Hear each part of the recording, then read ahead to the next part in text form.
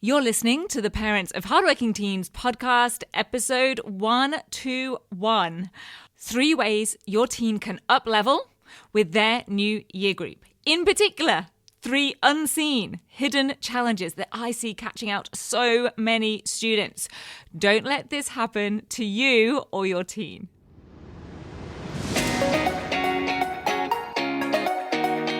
I'm Katie Jones, and with over 15 years in education as an award-winning high school teacher, international external examiner, and as a study coach, I've helped thousands of students skyrocket their results and confidence.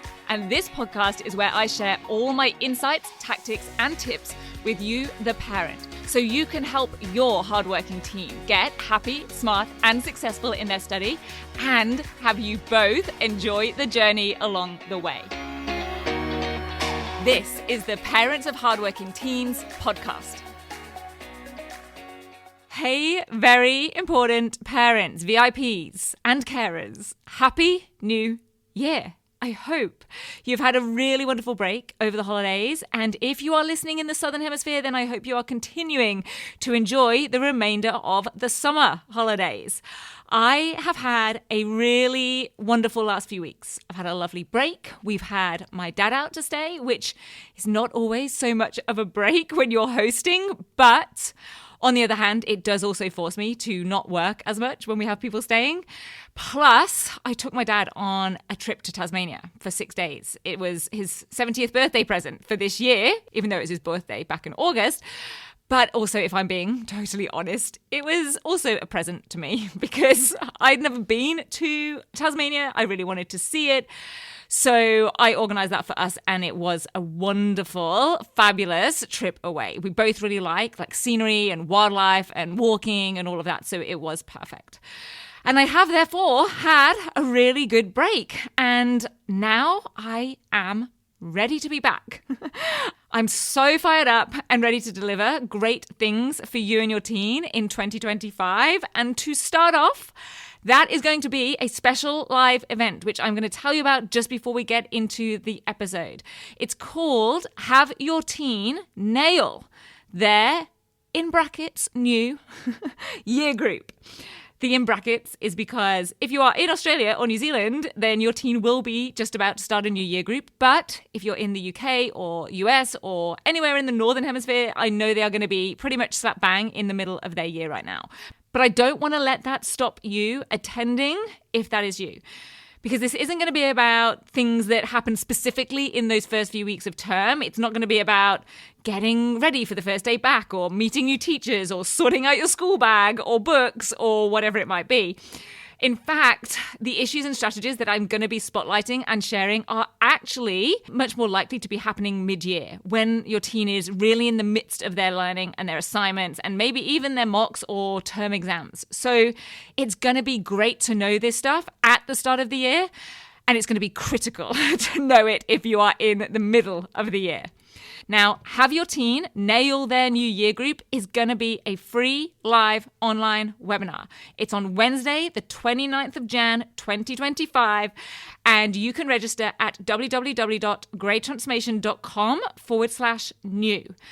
And if you come, which I really hope you do, be ready to really get into things rather than just, watch along, because it's going to have some interactive elements so that you and your teen is absolutely welcome to join you on the webinar, can really see what is happening that you probably don't realize is happening and how best to tackle the new expectations and subtle but important changes in each year group and the demands that they place on your teen that they probably haven't really seen or haven't been told about. They're going to come up. They just aren't always obvious. And that is the real problem that we're talking about here. The things that are holding many students back from being more confident, feeling more in control, and actually achieving the results that they are wanting to and so often are very capable of achieving are the things that just aren't explicitly told to students. They're just kind of woven in, and it's just expected that students will somehow gather the skills and awareness to deal with them effectively. But the trouble is, if your teen is anything like I was as a hardworking student, They don't just happen to figure these things out. They are not obvious. But thankfully, from what I know now as a teacher and coach and examiner and all the things, they're not hard to do. Once you've had them spotlighted and explained and been given proven strategies to rise to those challenges and have the skills or adapt to the up levels that are quietly happening. So that's exactly what I'm going to give you a taster of on this podcast episode of 3 challenges that your teen is going to face in their next year group. And then I'll actually show you and your teen what to do and how to do all of this proactively, super efficiently with real life questions, proven strategies, examples, demonstrations on the webinar. Plus, I have a bonus strategy that I have just added into the webinar content. So here's that recap of 3 ways that the demands will, or if they're already into the year, have already up-leveled for your teen in their year group and what to do about them. This episode is about having full awareness for your teen of what changes they're going to experience and ensuring from the outset that those slips don't happen for your teen, or if they do, you can figure out why and then take the steps to fix it. Now, if you've been with me a little while, you have likely heard me talk about the study success formula. It's knowledge plus application equals success.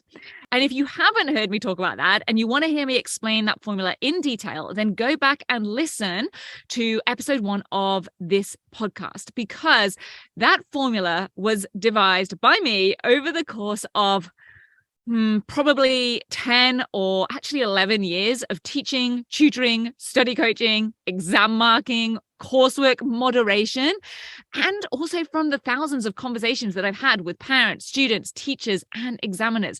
And it came from realizing that there was a whole missing piece of the study puzzle, that it wasn't just about how well students know their subject content. And I will say, realizing it way too late for me to be applying it to my own study, but therefore making me even more adamant that I want to share it with as many parents and students as possible today. Because that piece, that missing piece, is the skill of application. Your teen being able to apply the knowledge that they've been taught, that they've studied and learned in class, in homework, and applying it in the exact way that an exam question asks for it, being able to apply it in an assignment, in an essay that they're writing, in coursework, through an oral presentation or multimodal, or even just in their classwork and homework, and applying their subject knowledge in the way that meets the mark scheme criteria. So they actually answer the question, so they don't end up waffling in an essay, so they don't do more than they need to in an assignment or even in answering a question. Because I'll talk about this more in a moment, but in the lower year groups, in primary school and really in year 7 and even kind of into year 8 really as well, just putting in as much information as possible and going over and above what has been asked for, that's what gets them good marks, sometimes great marks, sometimes extra bonus marks. But as your teen moves up through the year levels, it's much more about them being able to respond to the question in the right way than it is about impressing their teacher or the examiner with quantity or giving them more than they ask for. In fact, especially this happens in the senior years, going off topic or going beyond what the question is asked for, even if the information is actually correct, can actually bring down their marks, because it could be considered to then lack structure or lack focus or represent a lack of understanding of the key focus of whatever is being asked for. So whilst, yes, the level of subject content does increase in terms of complexity and the amount of knowledge required, that is only half of the success formula. And from my experience, what I also see is the skills, the strategies, and the techniques in applying that knowledge are also what increase through the year groups. And from my experience, though it is not as obvious to everyone to see, what I do also see is that the skills, the strategies, and techniques in applying that knowledge also increase, especially from year 9 upwards. Because up until then, I would say that the formula is more heavily weighted towards the knowledge side of things. But this changes in year 9 and beyond as the balance swings more and more towards those skills of application. But there is no big announcement of this. There is no alert that this is happening as we move up through the year groups. It just happens in a really subtle way. So I want to help you see this, see where it is happening. And so I'll share some really specific ways that this shows up. And then if you want more help, more explanation, and see me dissect real life examples, at the end of this podcast, I'll share the details of a brand new live webinar that I'm running to kick off this new school year and that you can join me on for free. So stick around for that. So one way that you and your team will be able to see the application side of things level up is in their word counts. So the word counts will increase on assignments and essays and reports, going from maybe 800 words, say in year 8 or year 9, up to 1,000, maybe 2,000 words or beyond by year 12. But this doesn't mean that they just need to be writing and giving more and more information, that more information is simply required to make up those words. And the mistake I see so many students making is that they think they just need to include more information, more stats and facts. And if your teen has ever struggled to fill a word count, then this is likely the reason, because they've given all of the information that there is to give on the topic. And they probably end up filling about maybe 2/3 of the word count, and they just don't know what else their teacher or the marker wants. Or they might be doing the opposite and going totally overboard with their research and writing up tons of information, everything and anything related to the topic. In fact, I actually had a year 9 student recently join the 10WGT whose mum sent me her research assignment for feedback on a coaching call.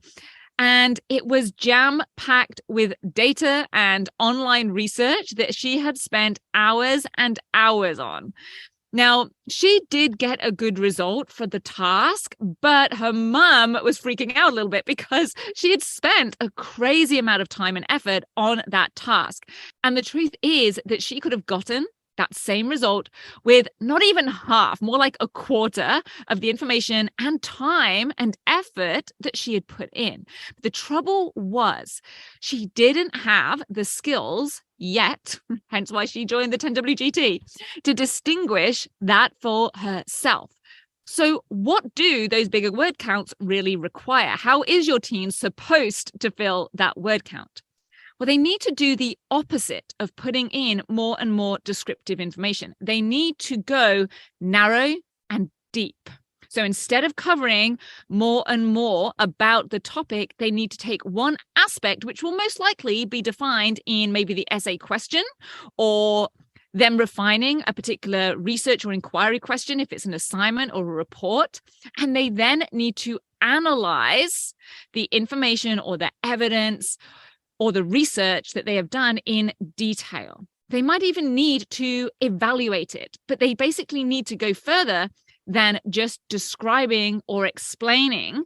And they actually need to respond to what the task or the question is really asking of them, which might be to analyze the information or evaluate the sources of that information, consider different perspectives, compare and contrast different elements. So you might be noticing that this relates to one of my absolute favorite skills, the ability to identify and understand and respond to command words. So if your teen is not super clear yet or confident in all of the different levels of cognitions or levels of commands, those are describe, explain, apply, analyze, evaluate, and create. If they're not super confident in all of the different command words that occur at each of those different levels of cognition, then this is where they need to work on this particular aspect of the skills of application. This isn't the only skill of application, but it will make a huge difference to how they then fill a word count. And another place that application shows up that's tightly linked to that word count is in the types of tasks that your teen will get set. So instead of just being asked to do a presentation about their favorite sport or write a project about Christianity, for example, where they simply have to compile lots of facts and information about the topic, you'll see these instead become tasks like a research investigation or an analytical essay. So unlike those projects in the lower year levels, these don't just want lots of information. They'll involve higher levels of commands like comparing or evaluating. And that means that what would have gotten them good marks back in year 7 or 8, just presenting and finding lots of researched information, will now perhaps only scrape them a C grade if they're lucky. Because at the higher year levels, the tasks are much more about what they do with that information rather than just finding it or knowing it. And likewise, this is the case in tests and exams as well. Now, if you ever get to see one of your teens' tests or exams, because I do know that a lot of times they don't get to actually bring them home, but you can always just go and check out a past paper on an exam board website if you do want to check this out. And if you scan through, you'll notice that as we go up through the year levels, there are going to be fewer short response questions and more of the extended response questions. So fewer 1 or 2 or 3 mark questions and more of the 6 or 7 or 10 or even 20, even 30 mark questions. And just like the word count of essays and reports, this does not mean that they need more and more information. So an 8-mark question does not require 8 facts, not at the higher year levels. It might do in year 7 or 8. And the wording of these questions will also change accordingly. So the command will less likely to be something like state or define. It will be discuss or justify, or one of many others at those higher cognitive levels. And so your teen's skills of application will need to match these. So they apply their subject knowledge to respond to the exam or test question and the way that it is worded. So they're going to want to become a master at dissecting the wording of the question so they know exactly what it is asking them, and B, be able to respond in the way that the mark scheme that matches that wording of that question demands from them.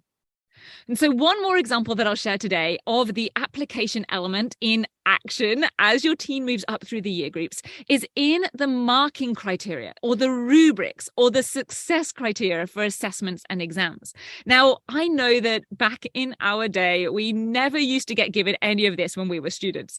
But these days, your teen will often have success criteria attached to assignments or rubrics provided with coursework. And for the external exams, most past papers on external exam board websites have the mark schemes published with them as well. And if you compare a mark scheme for a year 7 or 8 exam or assignment with one for a year 11 or year 12 or even a year 9 or 10 assessment, you'll notice that, yes, the subject content is at a higher level, but also the ways that the responses are actually marked is different. It's less about the answer is this, and here it is on the mark scheme. And it's not just about the content or the information in an answer. It's much more about the quality and the level of the discussion of that information. So, for example, a senior research task will have levels of response. It'll have descriptors that go from statements like provides some evidence through to discerning analysis of evidence. And your team needs to know the difference between what is a detailed analysis and a discerning analysis. And so I'll give it a little word of caution here as well, that saving and using scaffolds or outlines of tasks from previous years doesn't always work or help. Now, I will caveat this because I do sometimes say for students in senior years, sometimes scaffolds will be given, say, for a task in year 11 that will really be prepping them for a very similar task that they have to complete independently in year 12. So I do sometimes say to students that they should definitely save scaffolds for those. But for lower year groups, students need to be careful that they aren't limiting themselves to lower levels of response and demands that previous scaffolds would have been matched to, but that aren't going to be sufficient for the levels they need to be operating at in a new or higher year group. So just a little word of warning and caution there. And so you might have started to realize that all of these examples have a bit of a common theme here, and that much of this revolves around those good old command words that I like to always focus on and the hierarchy of them.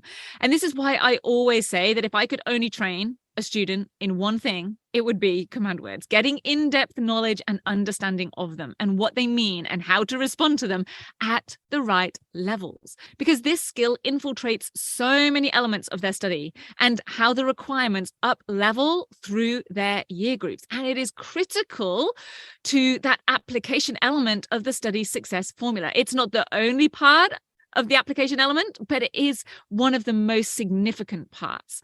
And so what I hope is that this episode will help you spot some of the more subtle and hidden demands of your teen's new year level and how they can meet those demands by developing, honing, and actioning the skills of application so that they maximize that subject knowledge and have both parts of the study success formula nailed.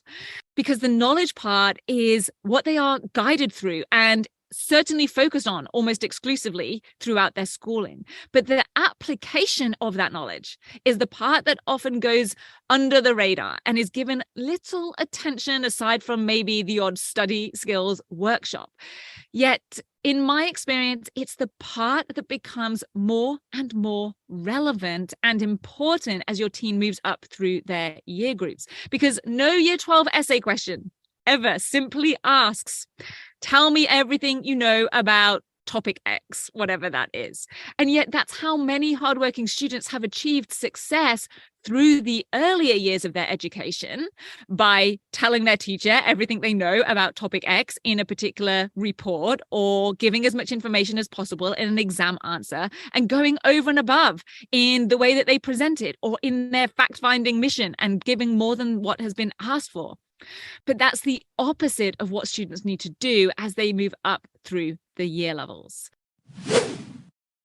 Now, if you'd love to learn more about this side of things and see me dissect and explain real-life examples of these in action at specific different year groups and levels, or if you're thinking that, yes, your teen really could use these skills of application and you're interested in seeing how they can get training from me in these through the 10-week Grade Transformation Program and want to make sure that they can up-level this area of their study in line with their subject knowledge this year and every year beyond, then definitely register for the live parent webinar. Your teen is absolutely welcome to come with you.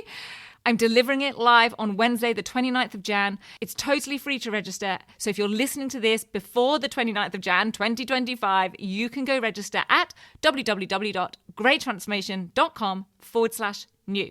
It is live. It starts at 6:30 p.m. AEST. So that's 7:30 p.m. Eastern Daylight Time, 4:30 p.m. for those of you in WA and Singapore, 8:30 a.m. in the UK. Everyone else in all of the locations is going to have to check their own time zone. Now, if you cannot make it live, do not worry. I will send out a replay to registrants, but you will want to do whatever you can to be there live because, like I said, there are going to be some special bonus inclusions that will be live but won't be in the recording or will have expired by the time the recording comes out, including a special secret segment with a bonus strategy that I've just decided to add in and a very special competition for live attendees to win a personal coaching session with me for your teen. Plus, I'm sharing a free resource download with my top 5 Google tips so that your teen can get any information for that knowledge part as quickly and easily as possible without spending hours researching and ending up with useless resources and can instead spend their energy and brain power and time on applying it all at the highest levels because I see so much time wasted down rabbit holes or trying to find research and information. Now, the registration link will also be in the show notes, so you can just click directly on it. Please feel free to invite any other friends or family who are also parents of hardworking teens. I am really excited for what 2025 can hold for your teen. And I hope that this podcast episode is a really solid, helpful first step in making this an awesome year for you, your teen, and their study. If you're ready to have your teen achieve their best possible results with less stress, then I want to invite you to enroll them in the 10-week Grade Transformation Program, where they're going to learn the key concepts, skills, and strategies to catapult their performance in assessments and exams. It's risk-free. They either achieve bigger and better results with a whole lot more confidence in 10 weeks, or we refund you in full. Just head over to www.rocksolidstudy.com/program, and I'll see you there.